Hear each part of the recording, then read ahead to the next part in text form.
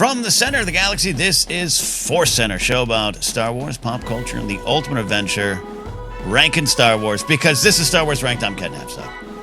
I'm Joseph Scrimshaw, and I'm happy to be here in the internet. In the internet. We are both from the old internet and currently in the current internet. You and I stretch many, many eras. And we will continue. Sadly, yes. Hey, look, we've been celebrating The Force Awakens, the 10th year anniversary. And I don't know if you feel surprised by this, Joseph. I am surprised about how much I still want to talk about this film. And that's why today we are doing our favorite new things in The Force Awakens.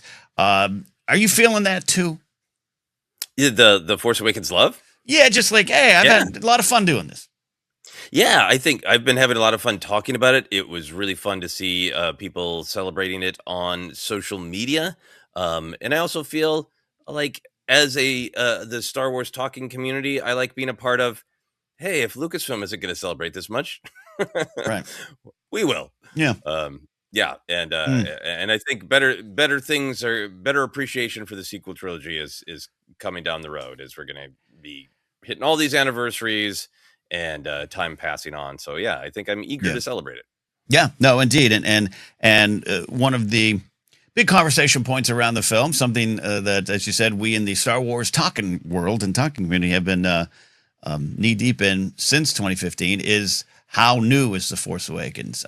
Without a doubt, this is our big caveat. Force Awakens has similar structures to other heroes' journeys, but also the Star Wars hero's journey has things that look familiar, including planets with a lot of sand, maybe planets with some snow, and a big ball that we go attack with X-Wings. I get that. I acknowledge that. But there's so many wonderful new things beyond that, Joseph. I agree. I think one of the things that is fascinating to me about The Force Awakens is that, yes, there is a lot of not new. And I get where George Lucas is coming from. He gets up grumpy and reportedly says at his private screening, there's nothing new, especially compared to like how different things were in the prequel trilogy. But I think the two caveats for me is so much of that sameness is intentional. It is the story of an empire that is resurgent, that is just trying to do the same thing again because fascism doesn't get new ideas. There's that caveat. And then the other caveat, which is just so important to me, and I really hope for a slew of articles in a couple of years that are like, hey, wait, let's re-examine this. Force Awakens happened to come out at a time where it was kind of the tip of the spear, I would say, along with the Jurassic World, of the huge amount of financial gain in reboots, the X-Files reboot coming back at the same time, that really kind of led to this avalanche of not much new, all nostalgia, all IP. And I think the sequel trilogy suffered from that in that it is about nostalgia. That is the point. That's what the characters are wrestling with. The bad guys want to say, like, it's always been this way and it will always be this way and you have no choice. And this is the way. It's not nostalgia. It is the way it's going to be, and it's the way it has to be. And the heroes are all wrestling with, can I make amends with the past? Can I forgive myself from the past? Am I stuck in a circle? The young characters are all obsessed with, what can I learn from the past? Am I doomed to repeat the past? It is so elegantly and beautifully about history and nostalgia that I think it's what should be celebrated about the sequel trilogy. It's like if the whole world just kind of on a dime was suddenly like, you know what? We don't like tacos anymore. The year, Taco Bell opened, and it'd be like, what a crappy restaurant. Like, no, that's a terrible analogy because I know Taco Bell isn't good tacos. So a terrible analogy. But the point is, it's sad to see something faulted for what it is and was trying to be in very elegantly and successfully is that thing. Yeah.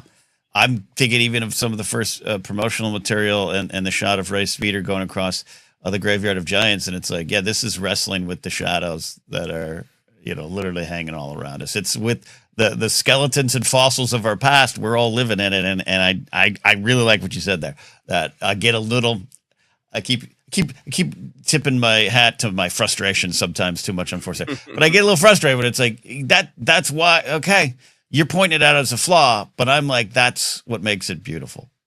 Is this wrestling? It's not a bug, it is a feature, Yeah. which sometimes people mean in a negative way, but I mean that in a positive way. Yeah. So I think because the things that are dealing with nostalgia and the things that are dealing with cycles repeating Mhm. are quite blatant, that I Yeah. think sometimes people stop there Yes. and then don't appreciate some of the things that are new or evolutions on old ideas that hint at what the sequel trilogy comes to, of like, make your peace with the past, but you have to move forward and be your own individual. Right. And I think those seeds of newness are what we're going to celebrate today.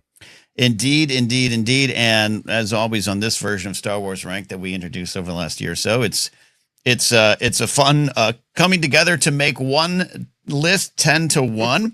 I'll start. Joseph will go second, so he can end with his number one choice. But we don't plan like we used to. We don't present the lists like we used to. And there's that version, which I enjoy doing. And there's this version because I get nervous. Like, do I have the right things on there?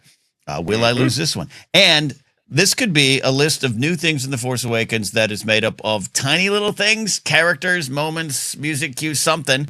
And also big concepts and themes and things that introduce to the Star Wars galaxy. It's all on the table, which is part of the fun. So we're about ready to dive in. Hey, if you're watching on YouTube, do us a favor. Maybe leave a nice comment, like the video, hype it if you want to. Hype works. YouTube wants you to hype things. Yeah, I don't know what that really means still. We're all still learning. If you're listening on the podcast, we appreciate you there, as we are heading into our 12th broadcast season. And it started as a podcast, always a podcast at heart. All right, Joseph, are you ready? Top 10 new things in The Force Awakens, 10-1. Let's do this, shall we? I am frightened, which means I'm ready. All right. I am starting off where my first choice, our 10th choice, is going to be, I'm going to combine it a little bit. I'm going to say Lor San Tekka and the Church of the Force. The very beginning. The very beginning of the film. The Tunal village there on the far side of Jakku, we'll say. I'm having a lot of nostalgia going back to learning. We had the Max von Sydow is insert character from the past kind of speculation. Turns out he's a guy, Lor San Tekka, who, as we learned from supplemental material, had been on a search for Jedi relics with Luke Skywalker. We know from the film he's got some family connections. He knows who Kylo Ren is. He refers to Leia, to me, she's royalty. All these warm, wonderful moments. But then you learn more about this village and this idea of the Church of the Force, which I know, and someone might say in comments, I think it was from some, expanded universe book or something that had kind of been around. It's on the databank entry, right? Right. Yeah. Yeah. And George had kind of talked about it. I think there was even some stuff in Star Wars Underworld that might have been explored with it. But I love that it's here. I could be a little wrong on that, but I know it's not 100% new, but it's here. It's presented. It's part of what's going on with this mysterious character that has a small part. And then years later, with the High Republic and the use of the San Tekka family and that whole lore of Lor San Tekka and his family, I just love spending time in that. And I love in this brand new film that is about the past, you literally have this character who's from the past of these characters, but we haven't met him yet. And that opens the door to explore a lot of new things 2015 on. And I love personally the idea of the Church of the Force. And I think Rogue One does a good job of playing with the Guardians, the Wills, and all those kind of things of non-Force using believers. Mavs has that a little bit as well too. So it's all through this because the Force itself is part of what this film is wrestling with. The Force is about to awaken, but these people have always believed. Yeah, and Lore has that great line about without the Jedi there can be no balance, which I know people have different opinions about what the balance of the Force means, but that line echoes what George Lucas has explicitly said. It is that the Sith overreach and the Jedi are needed to keep the balance, so the darkness doesn't overcome everything. I think this is a great pick. There's the Church of the Force stuff is all there for you. If you are a fan who goes beyond sitting there and watching the movie a couple times, right? And looks at the data bank and gets the visual dictionary, dives in. Yeah, by the time you get into High Republic of, the second volume of stories and Mm. all sorts of stuff is happening on Jeddah with all these different groups coming together, and we learned so much about them. And yeah, Lore is if you're a more all-in Star Wars fan, Lore is the tip of a giant iceberg Yeah. of Star Wars storytelling in that scene. But if you're just in it for like the film, Max von Sydow has such gravitas, Mm. and it does introduce the themes of the film. It introduces the stakes Mm. that, like, yeah, we really need to find Luke because darkness is rising, and we need not only him, but we need the hope, and we need a new Jedi Order. And the idea of, to me, she's royalty. Mm. That is that princess, or is that a royalty in the Mm. Force because she is one of the Mm. fabled Skywalker twins, Mm. and her impact is just as powerful as Luke's. There's a lot in there, and the back and forth with Kylo Ren. He also, as you Mm. say about wrestling, he puts Kylo Ren over. Mhm. He introduces us to him as someone who is conflicted, Mhm. who has a complex lineage, and he points out the cracks in his armor immediately. Yeah. Yeah. Yeah. And, you know, we talk often, you, me, others, I think even our old buddy Andres Cabrera posted something like this recently of just like, we all had that, our breath being held when the film started. Have they done this? Is Star Wars really back? And this could be wrong. And a lot of us point to, and I'm big on the Poe and Kylo, I talk, you talk moment being like, oh, okay, we're here. I think actually the character of Lor San Tekka is the true calming point for me. Just this will begin to make things right, which I remember having conversations with friends who were like, they definitely put that in there to take a shot at the prequels. Like, I don't think that's the case, but it could work that way for you. But anyways, I just think, like you said, the gravitas of a legendary actor. That's why I love that he's there. Yeah. And Kylo's petty line, "Look how old you've become." Yes. Being conjured with something far worse has happened to you is like, okay, way to take the high road, Lor San Tekka. It's good. It's good lines. We're off and running. Number 10, Lor San Tekka and the Church of the Force. We're up to your first choice, our collective number 9. Yeah, I'm going to go with something that I think is vital to the storytelling, but also I just find cool and is new in many different ways. And that is Rey's psychometry and her Force vision. Psychometry being the name for the power of touching an inanimate object and having a vision or a connection or knowledge coming from that object. It's a thing that is used well in the Jedi Fallen Order video games. It's used well as an ability that Quinlan Vos has in the Dark Disciple book. I'm sure it's in a million expanded universe books and RPG stuff going back to the 1980s. But in terms of big film Star Wars, the original home of Star Wars, I think it's very new. It's one of those kind of new things that I think gets overlooked a lot. There's so much involved in it, in not just like the ability of like, oh, cool, new Force abilities, because I think the film shows the Force being used in lots of different ways and expands the way the Force is used. But it's the first thing on the big screen to me where a lightsaber is portrayed as having agency. I remember just thinking of them as they're tools. You saw Han ignite it. He's not going to fight Darth Vader with it, but it's a tool that he can turn on and he can use. And even in the prequel series, when in Attack the Clones, it was like, we got some backup ones, like they're extra pants in case you get muddy that they toss. Or pee pants you had to put in the principal's office in case you peed your pants in second grade. Yeah. Yeah, they're tossed to Obi-Wan and Anakin like pee pants. And, and the story develops more in all of the Star Wars storytelling about the sentience of kyber crystals and bond, and that starts in the Clone Wars. That starts directly from George, and I love sort of in my mind thinking about, well, in Attack of the Clones, maybe that's part of the reason that Obi-Wan and Anakin just ate it. That they're not as bonded to those blades, and they're cocky and desperate and afraid of Dooku and all that. Anyway, to go back to The Force Awakens, that idea that blade that was forged by Anakin in a sense of peace and justice and righteousness and defending others, and then was used to do such awful things, was held by Luke, that it is calling out to make things right, that it needs to be found by someone and by the right person. I think, the blade, the line that the blade is calling to her and it's whispering to her, that is new on Star Wars screen.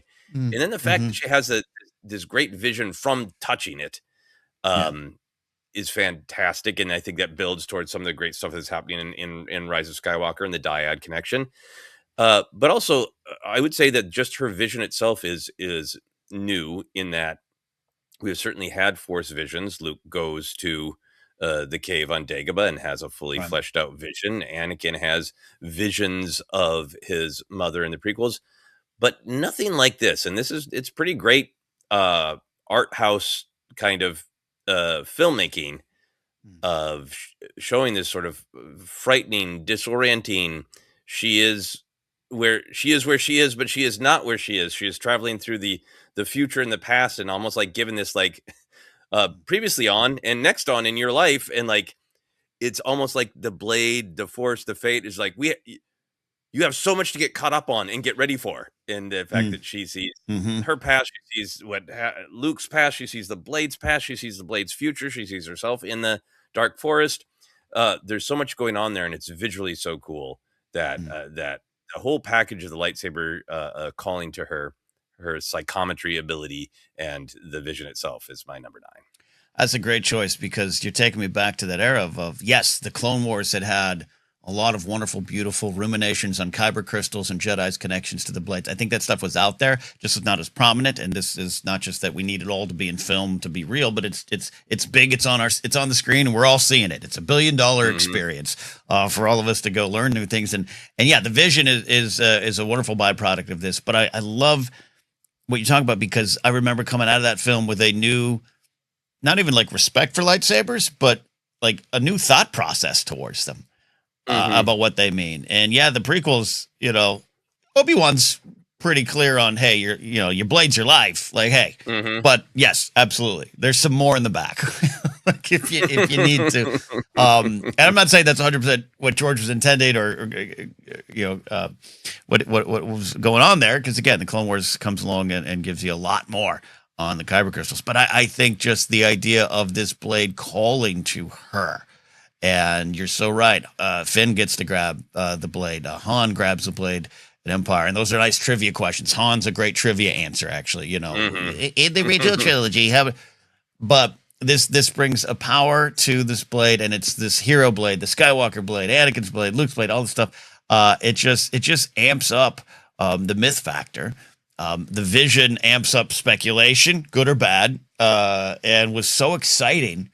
I remember coming out of a couple of those screenings and just wanted to go back, because we couldn't stop the screen in a movie theater to be like, what was on there? What was on there? And how fun that was. And yeah, you got the Empire, and later on we'll get Last Jedi Cave, and I think those are more connected than this one. This is rolling 20 for vision, right? This is like mythical fun, and I love these two things there. So great choice. Yeah, it just really adds to that sense of fate, and I love thinking about Star Wars in terms of we all have fates, we all have things we have to face, and a lot of times because of how we were born, who is our family, what do we need to deal with? Luke doesn't have to face Vader because Luke is the most powerful Jedi. He has to face Vader because he's his father, and I think it puts Rey in this similar category. She is a part of this story, and she has a responsibility to catch up and deal with it. And I think this tells that story and makes you feel it. Yeah. I mean, there's a big difference between like if Maz had just been like, here's a lightsaber, I sense you're special, versus right. You gotta do this. It's calling to you. It's flooding with feelings and emotions and fears and anxieties. You're what the galaxy's been calling out for. You're what the galaxy's been needed. Imagine just the weight of that. If you went to 7-Eleven and you touched a burrito and the burrito was like, "Blah! This is what the galaxy needs of you." Yeah. Yeah, no, and this is definitely not a shot at the original trilogy or New Hope, movies that formed me. But it is the difference between Obi-Wan going, hey, here's your father's blade, which is treated with great importance, but it's a different vibe. And maybe George would have explored it. I would have loved to have been at that screening and turned him and be like, you didn't do that. Don't tell me this isn't new. You didn't do it. You didn't do it. It is truly mythical. So yeah, excellent answer. Here we are. We're fighting George in our minds. All right, number 9. Number 8, my second choice.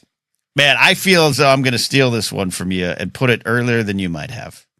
But That's fine. I think it's an item. It's a thing, but it's fun to talk about. And I'm going my number 8, a favorite new thing in The Force Awakens, sitting right over there. It's Kylo Ren's crossguard lightsaber. Ooh, Got to go here. I only put it low because like I said, it's an item. It's a toy. And again, we all have the toy. I'm staring at my Black Series tiny Kylo Ren blade over there. So I think this is all fun. Also fun to just go back and talk about this from the 2014 perspective. When the early days of new Star Wars Disney discourse was a lot simpler, even though the undertones were troubling and you could see some problematic signs of things to come. But the blade was fun Star Wars debate, and I wasn't sure of it early on. I recall you not being sure of it as well, but it turns out to be, and it turns out to be one of my favorite things ever, one of my favorite designs. And I think you can make an argument that Maul's double-sided blade is not just a cool toy, but also says something about him and the situation. This is pretty bad, right? But it goes deeper than you thought. Right? That's at play for me in Phantom Menace. But this blade was looked at as, Star Wars has always got to introduce some new toy, right? I remember those conversations. And then there's the whole, this doesn't work. But then to quickly learn, and I think a lot of people got uploaded with the theme of this weapon is, it's supposed to be a little wonky. It's not supposed to work. Yes, the blade's a little jagged. Yes, it's like, it's fighting itself inside, much like this character of Kylo Ren. 10 years on, it seems like, well, duh. But I think it was kind of revolutionary for the fandom back in 2015. This was a pretty big lesson for me of like, hey, it's fun to debate Star Wars. It's fun to make jokes about Star Wars. I literally did a joke about this that's on an album that I still promote to people, and I feel bad about it. The rush to sort of use Star Wars as a sort of cultural piñata of it's fun to debate, it's fun to make fun of, it's fun to poke fun at, and all of it based on a trailer, because that reveal in the trailer was cool, but the reveal in the trailer felt sweaty to me. It felt like we know the power of the reveal of Maul's double lightsaber in the prequel trailer. So we need something like that. And I was jaded. And I called it, at the time, people were calling it the tri-saber. And I think I called it the try too hard saber. And available for purchase now on josephscriptshotslist. It is. It's on my album, Rebel Scum. I say a couple of things I no longer agree with, and some things I very much do.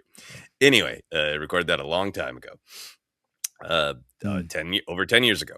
But I think what you're saying is so much like all of that disappeared when I saw the film and understood the full context and understood that, yes, it was, you didn't even know the full backstory of, it's a cracked crystal and he bled it this way, and, hadn't heard the amazing moment in the multiplayer the Battlefront game where Obi-Wan says, did a child make that lightsaber?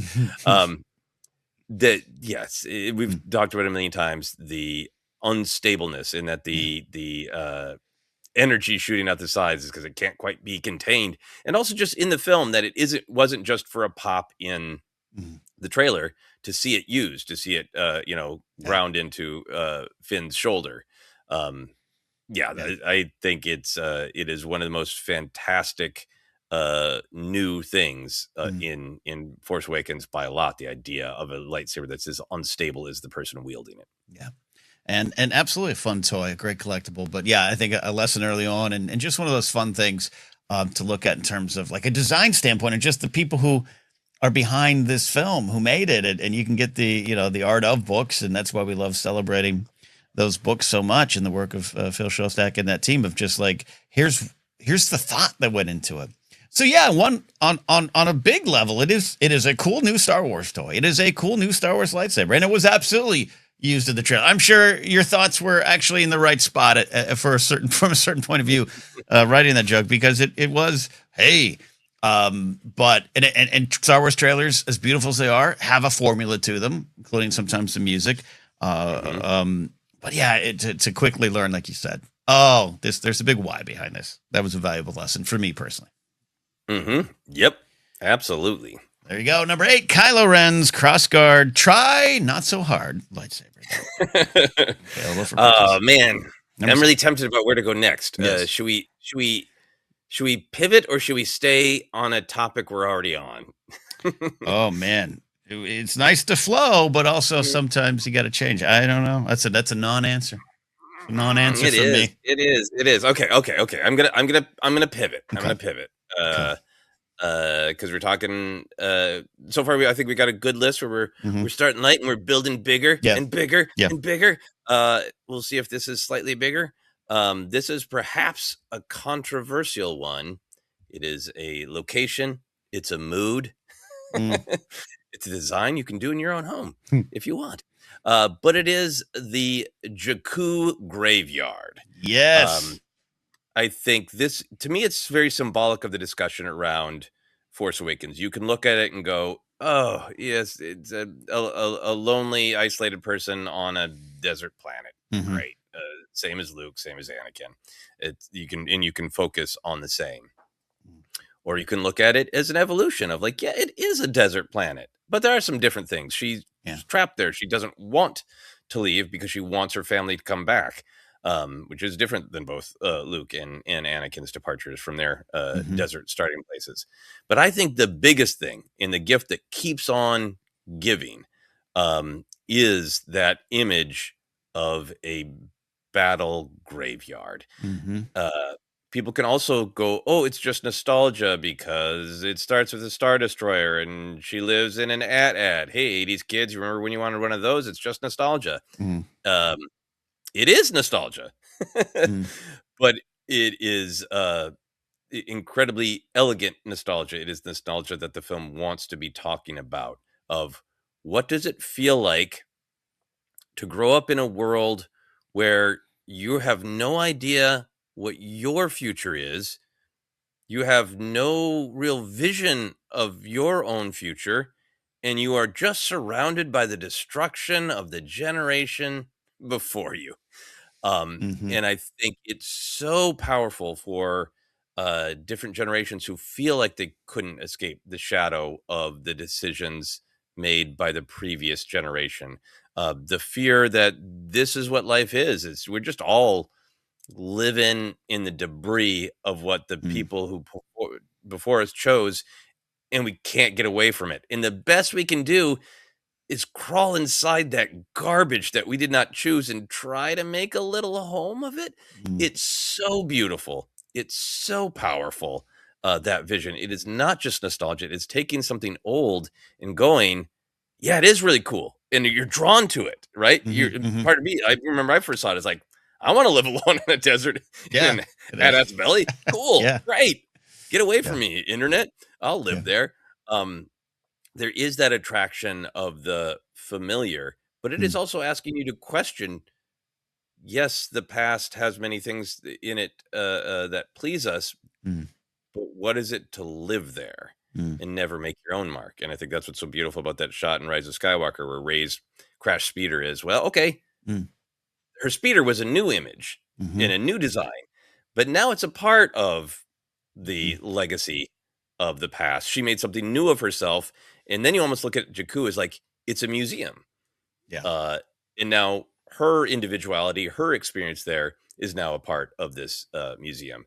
I think to see Jakku, in particularly the graveyard again, in this recent trailer for the racer game, and to see that thing as a symbol of this era of the war is over, but the damage is still with us, and we're trying to find life within it by racing through it. It continues to pay off in terms of meaning, and I also just think, yep, it's another desert planet, but it is not the same, and because of the battleship graveyard, and it's a huge new thing that will go on to be an iconic image of Star Wars. Yeah, I'm relieved you took one of my choices, and I'm Oh, so good. happy. I'm so happy.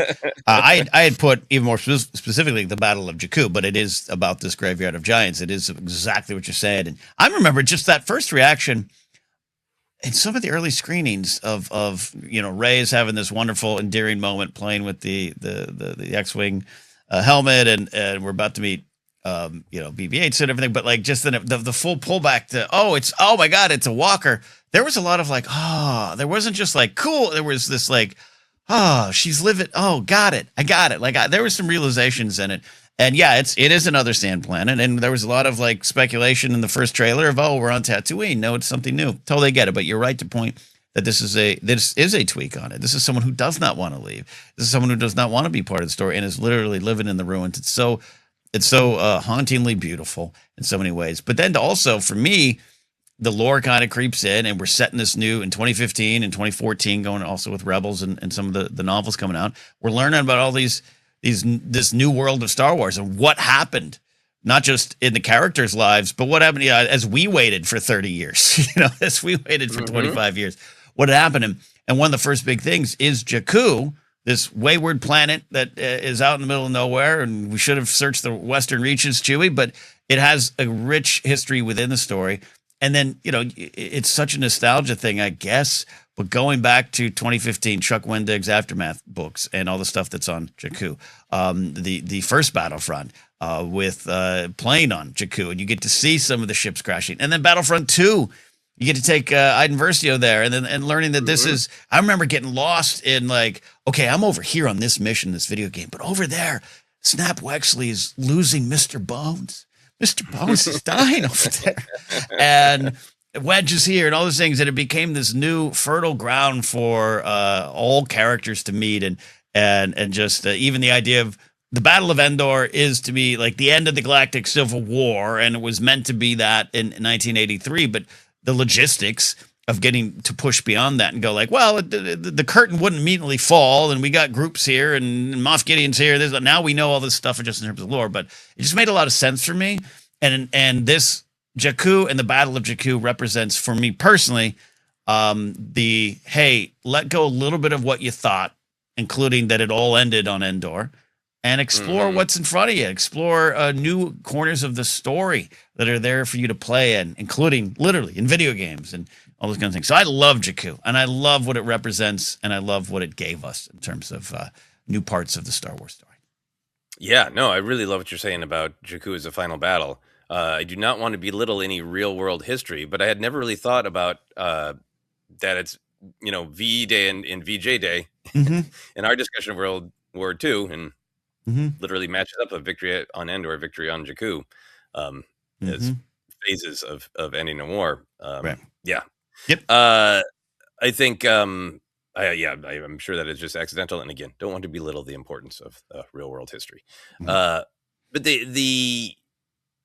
I think also the one other thing about it is that it isn't just a backdrop, that Rey's staying alive by scavenging the remnants of nostalgia. That to me also says like, this is not a fast, cheap grab at nostalgia. This is people who are very meaningfully writing and crafting a story about nostalgia to say the galaxy ain't doing great. Yeah. She has to pick the broken parts of nostalgia and sell them. Is not a cheap story about nostalgia. It's a thoughtful story about nostalgia that is trying to let you in and go, hey, do you ever feel like the only way you can survive is to break off little pieces of the past and sell them for whatever you can get? It's eBay. She's on eBay right now selling Kenner figures. Yes. Yeah. Love it. All right. Now I want to go back to playing some video games in 2015 and 2017. Next up, number 6. Okay. This one. Yeah. Okay. We're gonna do this. We're gonna do this. I am gonna put as my number 6 choice of our favorite new thing in The Force Awakens is BB-8. Now, I get it. It's a droid with a plan that we need to get the plan from the droid, and it's on a sample. I understand. But it could have been R2, right? If this is fully just let's just do it all over again. You could have just used the same players. This is a new character, a new energy, a new approach to something familiar. Exactly what the film knew it was wrestling with, like we keep talking about. But I think what the film knew it had to do. There's this choice to be like, should we just run it all back again? No. Let's tweak some of that. We got our heroes, we got our legends. They're dealing with the past as well in their own way, and that now is going to include R2.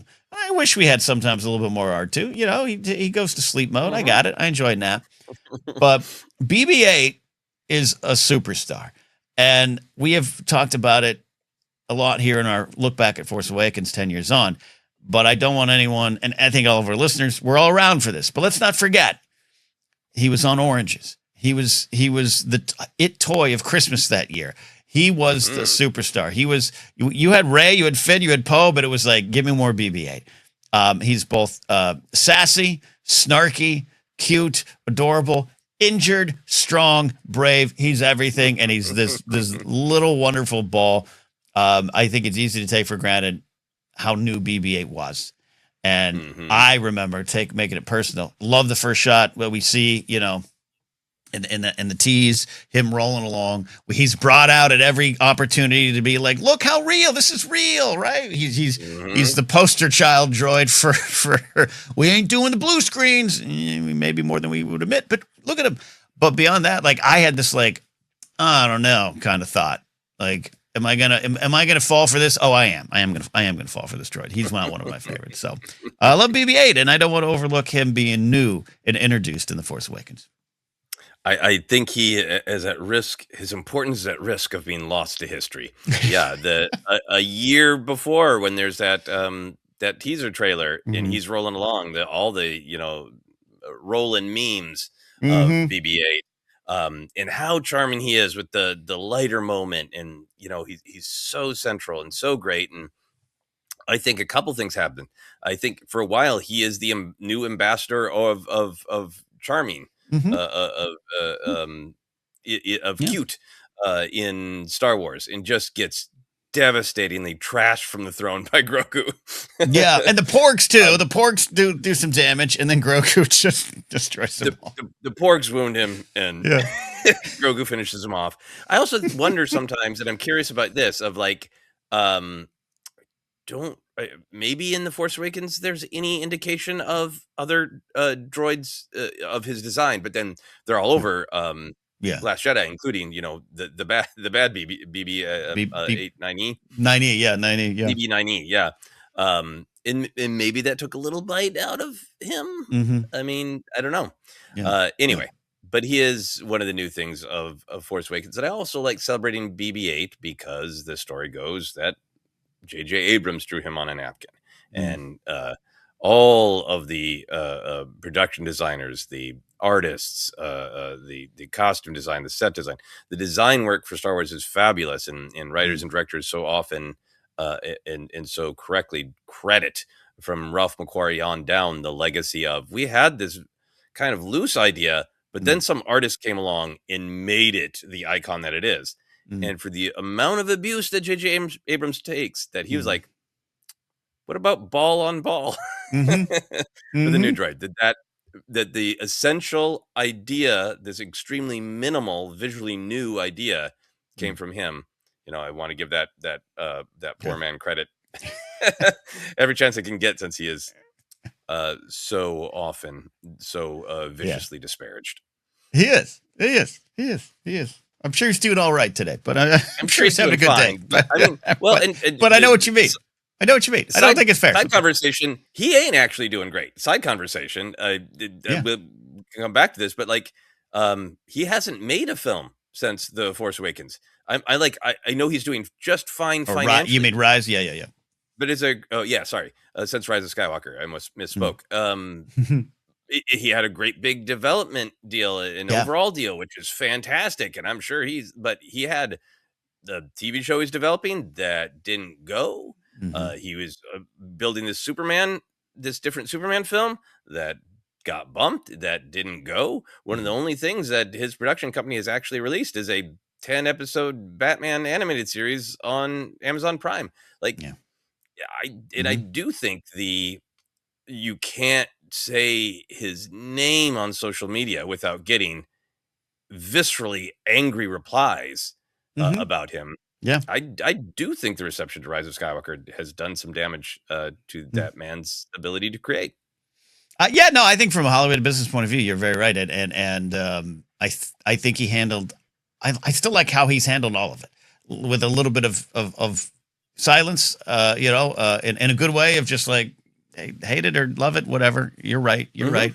And I think he's done and said the right things behind the scenes. If he and Ryan hate each other and all this stuff, who knows? Who cares? Who cares? In Chicago, he was like, I'm so thankful that Ryan Johnson cast Kelly Marie Tran, even though they didn't use her as much or, properly in a lot of eyes. And I think I would agree with those thoughts, but I think he knows how to handle himself. Yeah. So anyways, we it turns to a JJ conversation, but now there's like anger. Like anytime someone sees Gracie Abrams perform, they get mad at JJ all over again. It's just, it's a thing. Yes. And to be very clear, I know there are people who the sequel trilogy isn't their favorite, or Force Awakens, Sure. or particularly Rise of Skywalker isn't your favorite. And I've got no beef with you if you just don't enjoy them, or if you've got legitimate critiques. I just think that there's that the same way that we can kind of really love a specific director. I think J.J. Abrams is this one of these people who's kind of like the dark mirror of how much the internet loves Ryan Johnson. Mhm. Um, Mhm. there's a line that gets crossed between critiquing his films and seeming to really heap a lot of anger on the human being, and that's what gives me pause. No, I'm with you, and yeah, I guess one there, but yeah, this is even so many. Yeah. Even when he's made like early on, when like some of the casting created some controversy, like he worked to change that, hired Gina Davis's company to like, all right, how can I work on this? And he's made like he's a money where his mouth is, beliefs where his actions where his beliefs are guy too. So. Mm-hmm. Welcome Yes. to JJ Center defending. Not saying he's Sorry. perfect. I don't Nope. say you have to like Gracie Abrams music. I have no opinion on it either way. Okay, just I haven't heard it yet. Maybe that you know, it's suddenly fine. makes me furious at the entire Abrams family. I don't know. But anyways, he gave us BB-8 in a way. So there we go. No, my number 6 choice BB-8, and now we're on to your number 5. Okay, now we just we got to start going deep. Yeah, yeah. Just start going big, in my opinion here, and I'm sure this is on your list, and maybe it should be number 1, but I don't want to risk it. Mm. Because I think it is perhaps the most important, one of the most important new things in the Force Awakens to me, and I will say that is just the dark side character of Kylo Ren. Mm. In particular, the portrait of a villain who is experiencing so many negative emotions that are recognizable to us in our modern society from when Force Awakens came out to today, and that is somebody who is uh, born of privilege, Mm-hmm. but has fears and anxieties of not living up to that privilege, lets other voices in that poison him, Mm-hmm. comes to believe that even though he has really a lot going for him, that he should be angry, and he falls to that anger, Mm. and he's never confident that he's made the right decision. The fact that we are introduced to the new Vader as this just utterly unstable, conflicted, sad, angry young man who is cosplaying as something he is not. Mm. Just and at the time that it came out in 2015, um the boldness to make that choice, and the clarity of what was Oh going yeah. on in Gamergate was very young, and he is such a Gamergate and Mm-hmm. onward coded villain, where he has, like all of us, he has things to be in pain about. Yeah. I love the storytelling that we've got of like in novels, and that they Luke and Leia's sense that he's got great power, and Mhm. we know where that's gone before, so we have a little bit of anxiety around this poor kid. So it gives him a little Yeah. bit of anxiety about, do my parents love me? Hans, I relate to Kylo Ren. When I was real young, my dad worked all the time, and then on the weekends he'd go away to play drums in a band. And so when I was Mm. real young, I'd be like, "Oh, should my dad come home? Does my dad like me?" And then I Yeah. had developed eventually a great relationship with my dad. But Mm. I really do have that "Cats in the Cradle." If anybody Yeah. doesn't know that song, look it up. Uh, Yeah. Relationship that Ben Solo's clearly does with Han, of like, he's got good at expressing his emotions. So does he really love me? Mm.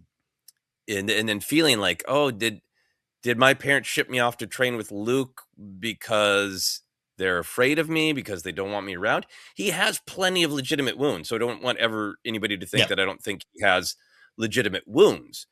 But it's Mhm. this choice that I think happens where people who have privilege, who do have people who love them, who do have material comfort, who were born with some kind of silver spoon in their mouth, to take that little bit, those bits of pain, and have outside forces say, those people don't really love you. That pain should be your identity. They are mad at you. They are trying to take Ghostbusters from you. You should scream at everybody online. That should be your Yes. idea. You have power. Yes. Yes. Your fascinating insights on why this creator is a bad person. That's Mhm. your true power, and they're trying to take that from you, and you Mhm. should lean into it. And not all that story of Kylo Ren is clear in The Force Awakens. We just catch up with somebody who is petulant, uncertain, unstable, who knows that he feels the pull to the light and is afraid that Snoke is going to sense it. So it is like this sense of like, I got in with this crowd of people who think anger is everything, who think anger is the path to freedom, who think anger is the path to truth. And there's Mm. this part in me that knows it isn't true, and I'm going to do everything to shut that part up. I'm going to pray to Vader Mm. to help me shut out the light. I'm going to Mhm. be convinced that killing my dad will make that question end. Mm. Is I mean, it's everything going on with Kylo is so insightful, so nuanced, so powerful, and he easily could have just been, it's a bummer, but you know, Mhm. he their kid fell to the dark side, and he's really confident like Vader, really Yeah. badass like Maul. It could have been a more blatant, actual tragic thing happened to him, you know. Mhm. Um, Mhm. but to develop a character that is so nuanced, so ripped from the pain, the true pain that individuals are facing, and the way that individuals are being convinced to become a cycle of pain and inflict, instead of dealing with their pain, inflict that pain on others. Mhm. It's so beautiful and so important and so new. Mhm. Yeah. Yeah, and a lot has been said about the performance and the character, but I think this is a wonderful place to place this on our discussion list. It's something about the fall has already happened, and Hmm. I know by episode 4 the fall has happened with Anakin. That's played out differently, just because the way the films came out and the way George had to tell those stories. I think there's some great subtlety and nuance to Anakin's story and some real actual pain. But I love that you point out the Anakin Phantom Menace on stuff is part of this big myth, right? It is Hmm. bigger. I mean, Jesus made him, like Qui-Gon Yeah. going, there was no father. Should be all that whole thing elevates the story of Anakin to a higher level, which maybe causes you to overlook some of the things along the way. But that's why we love diving into the prequels. But you're right. Kylo could have been, as originally designed, a Jedi hunter. He could have been the big evil. Could have been something dramatic. Han and Leia's could have had a daughter that was killed, and Kylo's really upset. But it plays so real, which also leaves it open to our own interpretations, which might lead to some problems in the discussion around Last Jedi. I mean, but I will take this over anything. Of just you invoke Gamergate, you invoke Ghostbusters. Kylo Ren is one of the reasons Screen Junkies had to shut down the comments on the honest trailers for Ghostbusters 2016. Like, Kylo's that guy, and it's such a lesson of its time, and slightly a couple years ahead of its time in a way, if that makes sense. It does. Of Kylo being like, they're trying to replace me. I have no place in this anymore. I have to find this story. I have to make Sith great again. All these kind of things going on. Kylo are relevant now, but there it's played so real, and it shows me that Force Awakens has always, from start to finish, a lot of depth to it that is wrapped up in fun whiz bang, that is wrapped up in a cool lightsaber. But that lightsaber does say it all too, and why Kylo's such a character I love to revisit. And and yes, the hunt for Ben Solo would be, if I'm still on board if they want to try to bring that back. I don't even know if we need it though, because there's so much stuff there in the performance. Anyways, I could talk on and on. We've had a lot of episodes. We'll probably bring this up again. Kylo Ren, absolutely, and Ben Solo, absolutely one of my favorite characters, and done so well in this film. Yeah, and I wanted to be I included him a little bit higher. He could have been number one. This could have been number Sure, one. I But I agree. wanted to make sure he got included. It also just in my general wanting to sort of defend The Force Awakens is this beginning of a story where nostalgia is the point. Mhm. You know, the Twisted Vader helmet is a pop for nostalgia. Of like, Yeah. wow, Luke burned it. Now look at there. It's cool. Right. It was great in the teaser trailer, but it's there too to show us he is haunted by legacy. If Rey grew up in the garbage of the past, Yeah. he grew up in the palace of the past. Yep. He grew up having to live up to this past, and his brilliant attempt to move away from the past, as Lor San Tekka points out, is he denies the legacy of his family because he found out about this new family member recently. Yeah. He's going to pattern himself entirely after that. Yeah. So great. Yeah. And also, not for nothing, he introduces, this was potentially on my list, but lower. He introduces some cool new force powers. If you're looking for the stats in the back of the Sith card, the freezing laser belt, freezing Rey, the mind interrogation, he shows up with a new set of tools. There we go. All right. Top 4 here. The pressure is really on. I got concepts and then I got a place. I think I'm going to go with the place.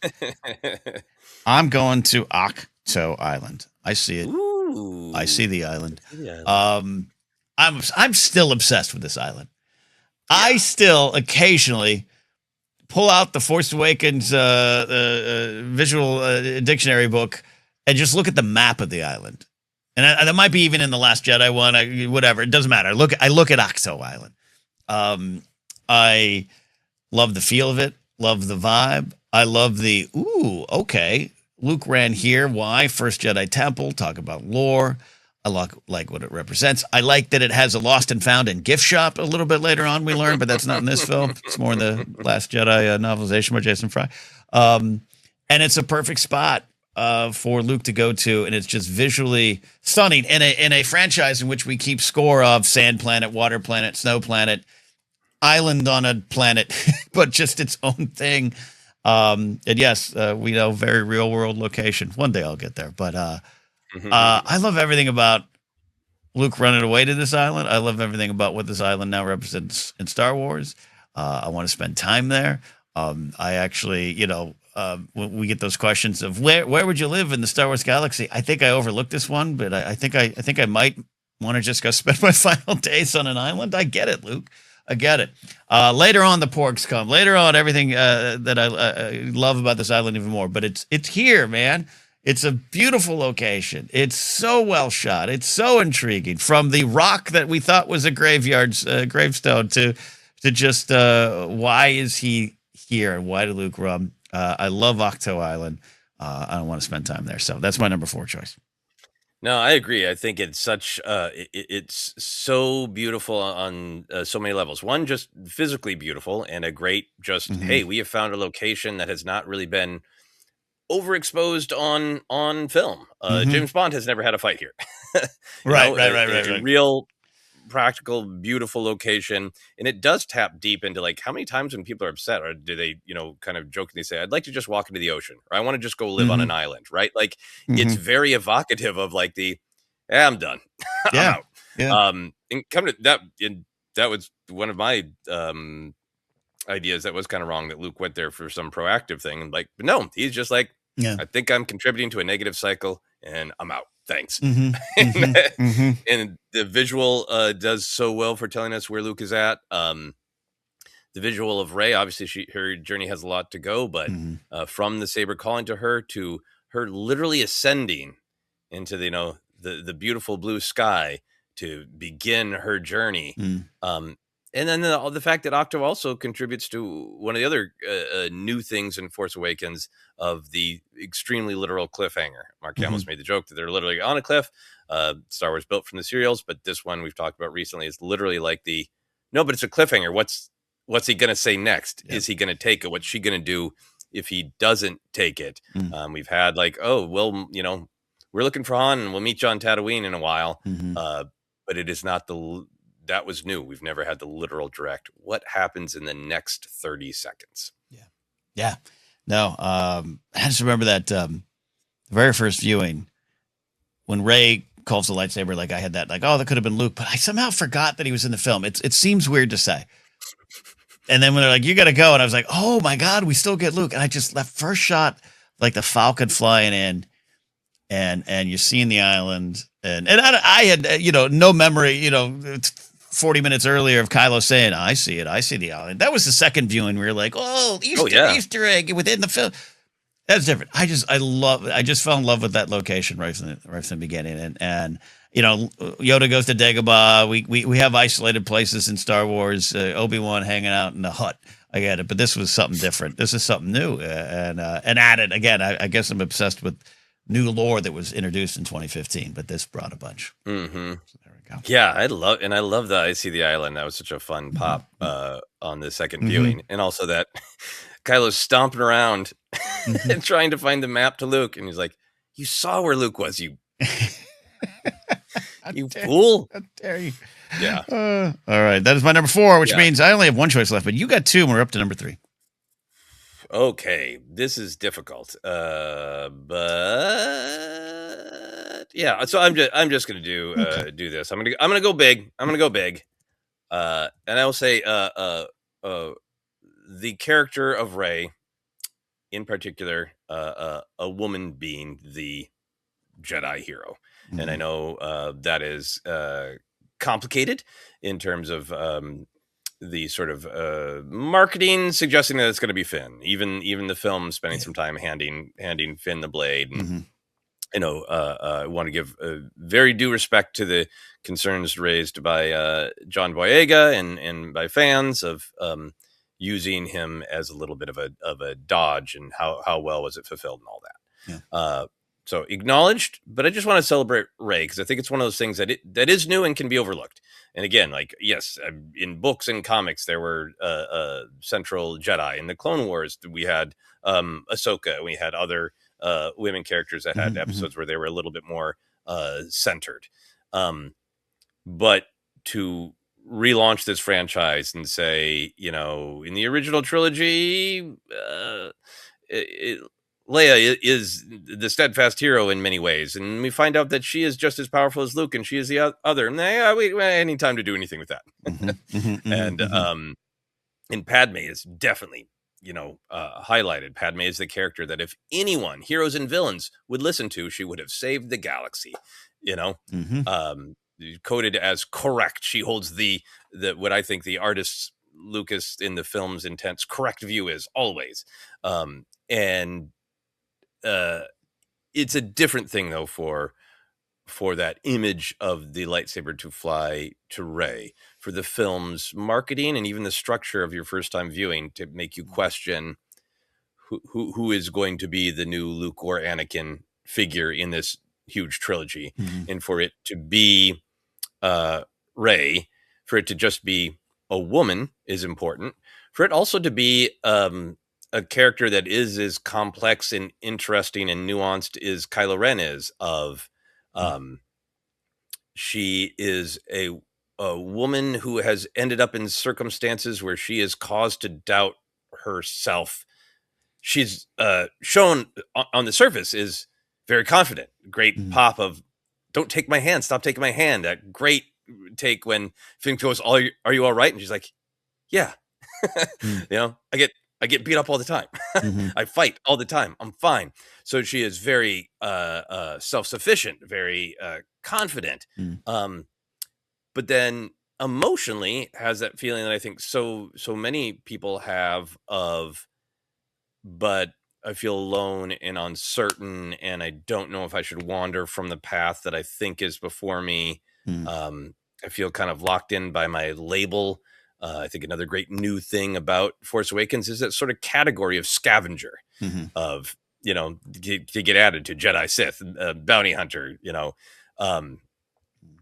and the combination of ways that the character is belittled through the eyes of other people. This girl, what girl? This scavenger girl. It is definitely about gender, but it is also about this sort of feeling of, is she going to buy into what is being put on her, that she is by definition less than? She is a scavenger girl, so she is less than. So how could this be calling to her?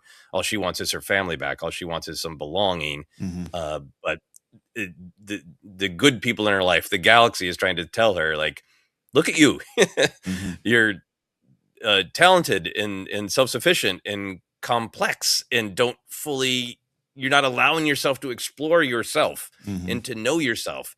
And maybe there is so much more to you than what you feel there is, and what other people are telling you, that you're just labels, and labels that we've decided are negative. We decided it to be negative to be a scavenger girl, and we want you to believe that.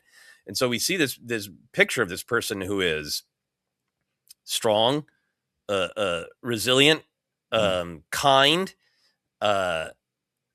rises to the challenge when it is most important, but it's also because of this sort of plague of judgment, wrestling with this doubt of, can I be more than what they say I am? I think there's just like equal to Kylo, so much nuance. It would be awesome if it was just like a character with as much sort of naive confidence as Luke Skywalker has, which is a great story. A more similar thing could have just been, it is a girl Luke Skywalker, a naive person who is gung-ho and ready to start their adventure. But to give it so much complexity, and so much complexity that I think represents and reflects what women were dealing with in society then, what women continue to deal with, and I think very universal. How many of us feel alone and feel like, I see flashes in myself of what I am capable of, but there's so many voices telling me I'm not. And I'm just some old man who lives in a 1-bedroom apartment. What can I do? I don't want to take away the importance of the gender of it, but I also think that there is something powerfully universal in telling a story of somebody who we, the audience, can see like, girl, you got this. But so many elements in the story are telling her, no, you don't, you're nothing.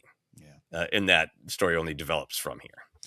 Yeah, I think Rey is truly universal.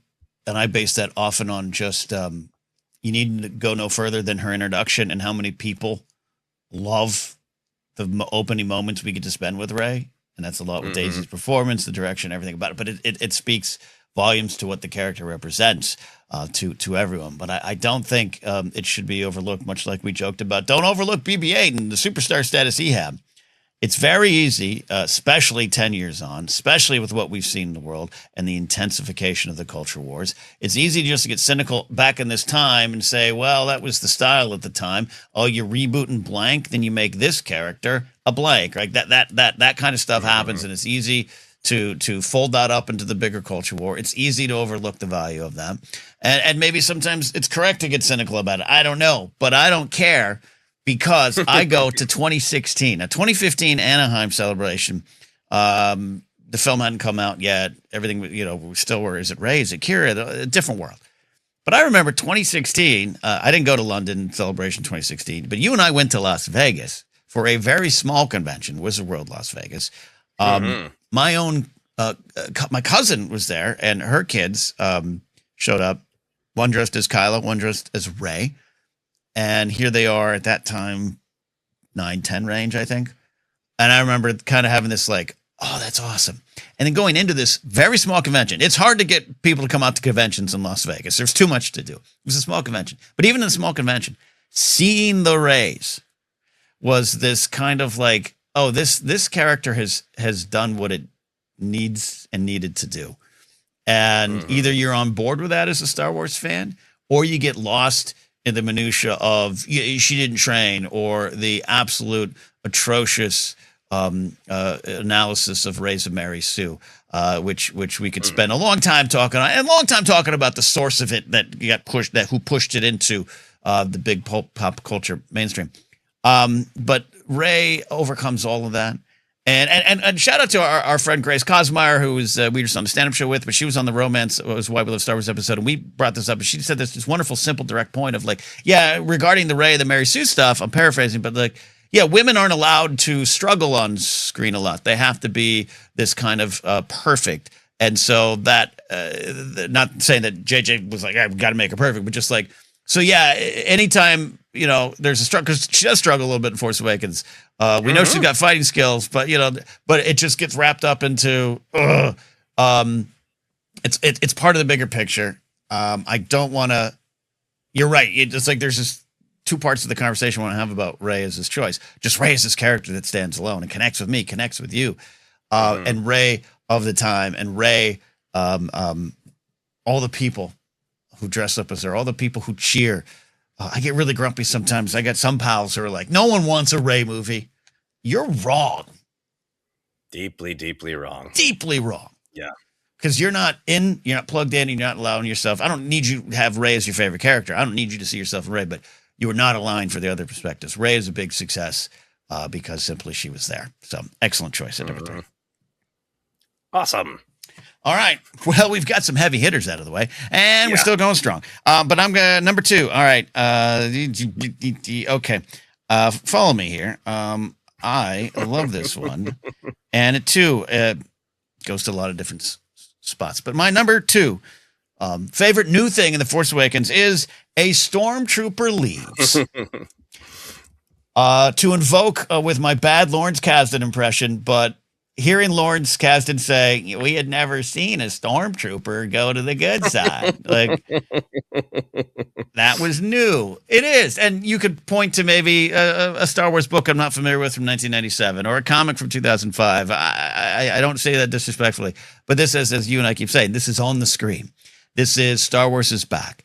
And this is, let's see what happens when you take someone who was raised against their will in a suppressive system, who has no connection, who is a tool of oppression, a tool in this army, and starts to deconstruct from that. And I think they do it in a surprising way, where it's played as, you meet him and you're like, oh, his buddy's dying. He's got blood on his mask from his buddy. He doesn't want to shoot the villagers.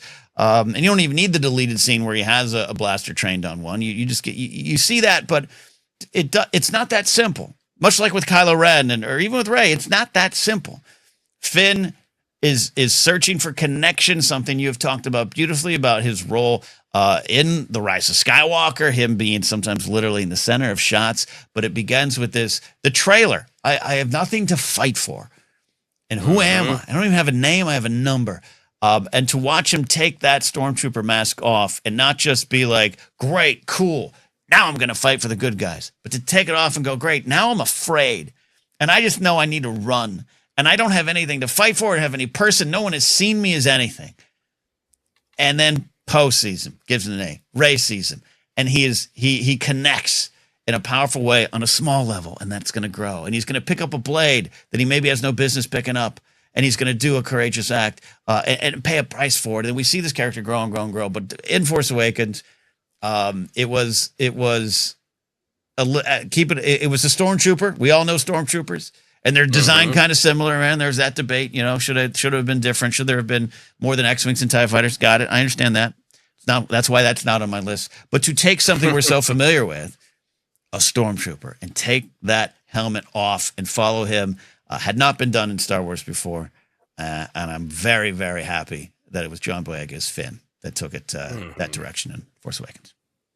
Yeah, I entirely agree, and I'm so glad you included it. And I think there's this great,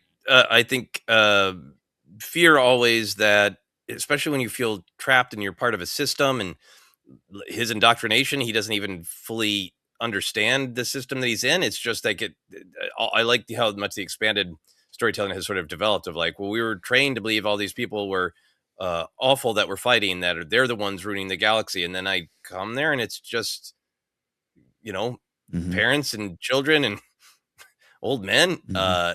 And they just want me to, they just want me to open fire on them rather than take any of them as prisoners. Mm-hmm. And just sensing that's wrong. And I don't want to do a part of it, be a part of it. And that small choice feeling, what difference can I make? Yeah. By being just the one guy that doesn't open fire. I didn't save those people. Mm-hmm. But look at what that one choice, he later describes it in Rise of Skywalker as it just had a feeling. Yeah. And I followed that feeling and it led all these places. But in Force Awakens, you're right. It could have been, this is wrong. And now I am the cheerleader of the resistance. But the film does such an elegant job of visually and then narratively. Well, his first step is to just strip himself of the indoctrination Mm-hmm. and sort of watch him it's not just the mask. He slowly strips the armor and then he's wearing another guy's jacket, but he doesn't know what that means yet. Mm-hmm. Mm-hmm. And he doesn't really know until the next film. And Yeah. it's a great sort of visual storytelling of what he's doing of like, I know what I don't want to be, but I'm still indoctrinated because I believe that there's no hope against them. And so the only thing I can cling to is these people who have been kind to me. It's such a great first step. Yeah. A big first step. There you go. Mm-hmm. So Stormtrooper leaves, my final choice, our number 2. And now you have the pressure of our number 1 favorite new thing in The Force Awakens. Okay. My new thing is going to be kind of weird. My favorite new thing. But my number 1 favorite new thing in The Force Awakens is 3 to 4 heroes' journeys for the price of 1. This is about storytelling structure. Yes, The Force Awakens is explicitly the structure of A New Hope. And I don't think that was, whoops, that's an accident. I think you have main characters calling it out with Han Solo saying, there's always a way to blow it up. That's not the writing of people who don't know that they are using that. You can debate the wisdom of that, but I think there is a desire to play with, let's do all these new things. Let's complicate how the younger generation is going to deal with the baggage, good and bad, of the past. But there's also this sense of cycles that only gets developed more with Luke's fear in The Last Jedi, that he's just perpetuating the cycle. But there is a feeling of this has happened before and it's happening again. And how are we going to deal with it? But to get to the point of this number 1 is arguably in the original trilogy, especially in A New Hope, we'll just compare film to film. A New Hope, Luke definitely has an arc. He takes his first step into a larger world. Han Solo has an arc. He claims that he doesn't care about this and he's not in this for the rebellion. But much like Finn, he can't let down these kind people that he met that see him and he sees them and he can't do it and he turns around. Leia's steadfast.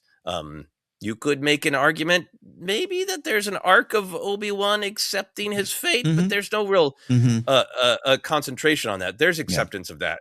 We don't have a moment of Obi-Wan, going to a knee and meditating and realizing his fate. He knows. Yeah. He knows he's probably not seeing Luke again when he shuts that door. He knows that he's too old for this and this isn't his fight. When he gets Luke to come along, he isn't like, Luke, stay here, stay safe.